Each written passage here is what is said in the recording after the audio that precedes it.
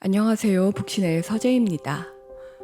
셀린 시아마 감독의 타오르는 여인의 초상은 여성들에 의해 만들어진 여성 영화인 동시에 퀴어 영화입니다. 셀린 시아마를 비롯해 카메라 감독도 여성이고 여성 배우들만으로 이야기가 채워집니다. 이 작품은 수많은 수상 내역이 입증하듯 웰메이드 영화이지만 무엇보다 기존 남성 감독들에 의해 만들어진 퀴어 무비를 다시 생각하게 한다는 점에서도 의의가 있습니다. 박찬욱 감독의 아가씨나 레아 세이드 주연의 가장 따뜻한 색 블루와 같은 작품에 나타나는 수위 높은 애정씬은 녹익은 감정으로 위장된 남성들의 관음적 시선이 아닌가 하는 의심이 들기 때문입니다. 예술사에서 응시는 권력을 쥔 남성의 전유물이었으며 여성은 응시의 주체가 아닌 대상으로 존재해 왔습니다. 기존에 여성 동성애를 다룬 영화가 불편했던 것은 소재의 문제가 아닌 그들을 바라보는 방식의 문제가 아니었나 하는 생각이 드는 것은 이 작품이 갖는 편안함에 있습니다. 타오르는 여인의 초상은 여성들 간의 연대와 사랑을 말하는 동시에 예술가와 모델 사이의 권력 문제를 다룹니다.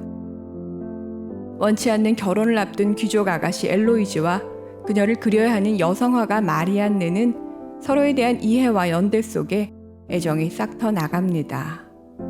퀴어 영화에서 흔히 볼 수 있는 섹슈얼한 씬의 반복 없이 서로를 향한 특별한 감정의 시작점이 어디라고 할 수 없을 정도로 둘 사이의 관계는 자연스레 무르익어 갑니다. 18세기 후반 프랑스 부르고뉴 지방의 절의 고도와 같은 저택에서 딸의 초상화 작업을 위해 여성 화가가 초대됩니다.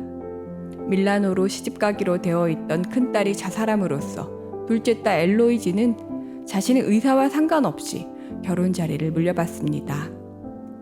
초상화만으로 결혼 여부가 결정되는 관습 속에 화가 마리안느는 그녀 몰래 초상화를 그려야 하는 임무를 맡습니다. 하지만 마리안느가 몰래 초상화를 그렸음을 엘로이지에게 실토하고 작품을 그녀 앞에 내놓으면서부터 이야기는 새로운 국면으로 치닫습니다. 마리안느가 훔쳐오는 방식으로 완성된 초상화는 보는 자의 일방적 시선만으로 완성된 생명력 없는 얼굴에 불과했습니다. 그림의 목적이 분명하기에 여성의 영혼이나 개성 등은 의미가 없습니다. 주문자 마음에 들도록 미화해서 그려진 것이면 족합니다. 하지만 엘로이지는 죽은 모델의 자리는 거부합니다. 화가 마리안느에게 당신이 날 볼 때 난 누구를 보겠어요? 라는 질문의 시작으로 그들은 서로의 시선으로 교차된 공동의 창작물을 완성해 나갑니다. 엘로이지는 수동적 오브제 되기를 거부하고 깊은 각인을 마리안느에게 새깁니다. 어머니가 자리를 비운 5일 동안 그들의 한혈을 더한 3명의 여성은 오직 그들만의 천국을 만들어갑니다. 그곳에는 귀족과 중인, 하녀와 같은 계급 없이 모든 것을 함께하는 평화와 연대가 넘칩니다.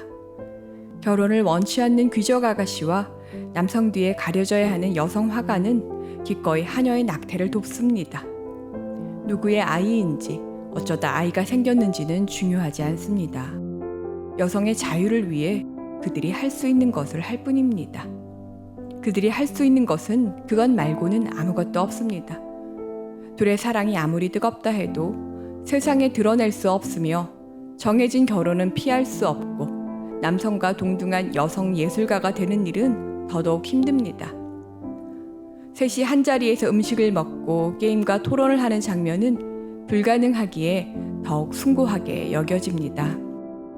그리고 그들이 나눈 오르페우스 신화 속 돌아봄의 의미는 영화의 핵심을 겨눕니다. 하녀는 에우리디케를 돌아본 오르페우스의 행동을 비난하지만 마리안느는 그의 돌아봄이 에우리디케와의 기억을 가지고 싶었다는 점에서 시인으로서의 선택이라 해석합니다. 반면 엘로이즈는 남편의 돌아봄으로 죽는 에우리디케의 수동적 운명을 전복합니다. 그녀의 죽음은 누구에 의한 것이 아닌 그녀 자신에 의한 선택이었다는 것이 엘로이즈의 해석입니다. 마치 결혼 대신 죽음을 택한 그녀 언니의 삶이 그렇듯 말입니다. 감독 셀린 시아마는 상식처럼 통용되던 오르페우스와 에우리디케 해석을 뒤집습니다. 여성의 운명은 남성에 의해 결정되는 것이 아닌 그녀 자신에 의한 것이라고 말입니다. 그것이 죽음이라는 극단의 선택일지라도 말입니다.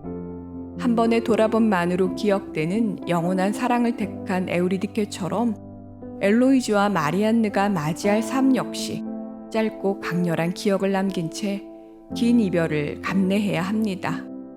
마리안느가 저택을 떠날 때 엘로이즈는 그녀를 불러 세웁니다. 그리고 돌아본 마리안느의 시야 속에 웨딩 드레스를 입고 저승 속으로 사라지는 엘로이즈의 모습이 환영처럼 나타납니다. 그들은 현실에서는 이룰 수 없어도 영원히 기억되고 회자되는 신화 속 연인으로 남고 싶었던 것은 아닐까요? 초상화가 완성되어 마리안느는 그 집을 떠날 수밖에 없지만 이 둘은 그들만의 사랑의 증표를 나눕니다. 엘로이즈가 들고 있던 책 28쪽에 그려진 작고 은밀한 그림이 그것입니다. 시간이 흘러 전시회에서 엄마가 된 엘로이즈의 초상화를 마주한 마리안느는 그녀 손에 잡힌 28쪽이 살짝 들려진 책에 눈길이 머뭅니다. 마리안느가 결혼 대신 화가로서 제 운명을 선택할 수 있었던 것은 그녀 신분이 귀족이 아니어서 가능했을 터입니다. 신분과 관습에 매여 살아야 했던 당시 엘로이즈와 같은 여성들은 주체적인 삶을 꿈꿀 수 없었습니다. 영화의 마지막, 음악회에서 과거 마리안느와의 추억이 서린 비발디 사계의 여름을 들으면서 제 감정을 주체하지 못하는 엘로이즈의 모습은 그대로 스크린 밖으로 흘러 넘칠 듯 강렬했습니다. 서로를 응시하고 관찰할 수 있는 둘만의 완벽한 나눔과 사랑의 시간은 끝이 났습니다. 전시회와 음악회 장면에서 오직 단방향의 시선으로 각기 인물을 비춘 것은 수평적 관계에서 양자간 응시는 더 이상 불가능하기 때문입니다.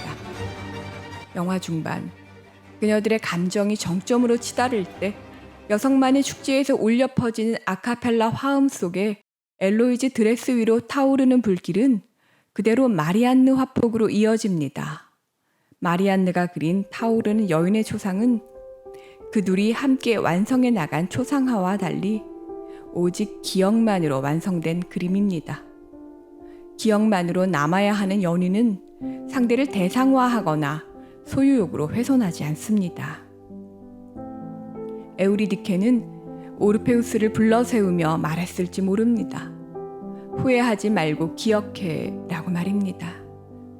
가질 수 없는 사랑만이 영원한 사랑이 됩니다.